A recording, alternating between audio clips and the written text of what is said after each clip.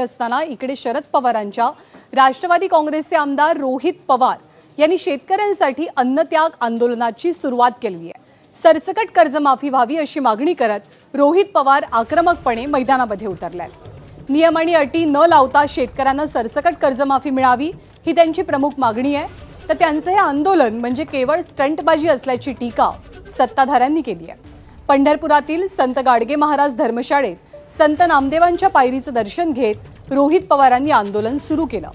सरसकट कर्जमाफी मिळेपर्यंत आंदोलन सुरू राहील असा निर्धार रोहित पवारांचा आहे। दरम्यान 2 लाखांपर्यंत कर्जमाफी होणार असल्याचं मुख्यमंत्र्यांनी स्पष्ट केलंय।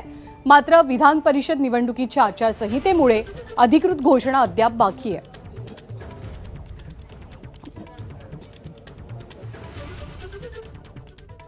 पवार साहेबांना माहिती आहे, पवार साहेबांनी मला आधी सांगितलेलं आरोग्याची काळजी आपल्याला घ्यावी लागते।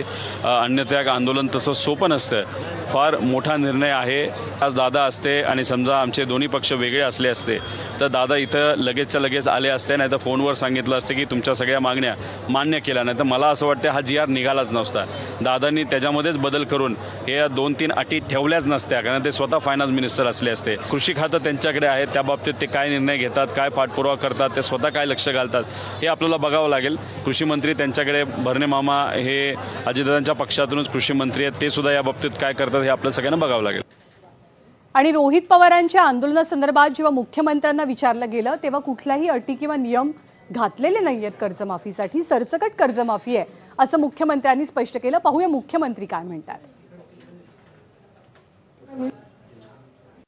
OTSच्या बाबतीत सुद्धा जी दुसरी अट आहे त्याच्यामध्ये सुद्धा 2019ला आपल्याला जोडण्यात आलेलं आहे, ते सुद्धा त्यांनी ती 2019ची अट काढण्यात यावी अशी आपण मागणी केली। कॅबिनेटमध्ये जेव्हा बैठक सुरू होती त्या बैठकीमध्ये एक अंतर्गतला पेपर कागद मीडिया समोर आपण आणला, त्या कागदावर काय लिहिलेलं आहे, या सगळ्या अटी जर टाकल्या तर आपल्याला 35,000 कोटी रुपये द्यावे लागणार नाही, आपल्याला बरेच कमी मिळू शकतात। त्यामुळे ही जी कर्जमाफी आहे ती कर्ज वसुली आहे, कर्जमाफी नाही, हे मात्र या ठिकाणी सिद्ध होतं। याचा विचार हा तुम्हा आपल्या सर्वांना त्या ठिकाणी करावा लागणार आहे। कर्जमाफी आम्ही केलेली आहे। या कर्जमाफीमध्ये कुठल्याही अटी आणि शर्ती आम्ही टाकलेल्या नाहीत।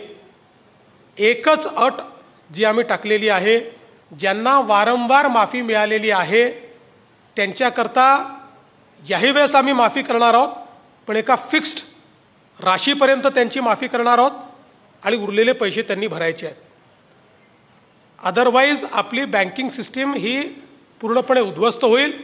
बाकी साधारणपणे 40 लाखापेक्षा जास्त शेतकरी असे आहेत की ज्यांचा विना अट त्या ठिकाणी कर्जमाफीचा फायदा मिळणार आहे। तर शेतकऱ्यांच्या कर्जमाफीसाठी, सरसकट कर्जमाफीसाठी रोहित पवार आक्रमक होत अन्नत्याग आंदोलन करतात। त्यांच्या आंदोलनस्थळी त्यांचे वडील राजेंद्र पवार हे सुद्धा पोहोचलेले आहेत। रोहित पवारांना पाठिंबा देण्यासाठी त्यांचे वडील तिथे दाखल झालेले आहेत। कृषी आणि पणन विभागाच्या अधिकाऱ्यांनी राजेंद्र पवार यांची भेट घेतली। आमदार अभिजित पाटील यांच्यासोबत सुद्धा राजेंद्र पवार यांनी चर्चा केली।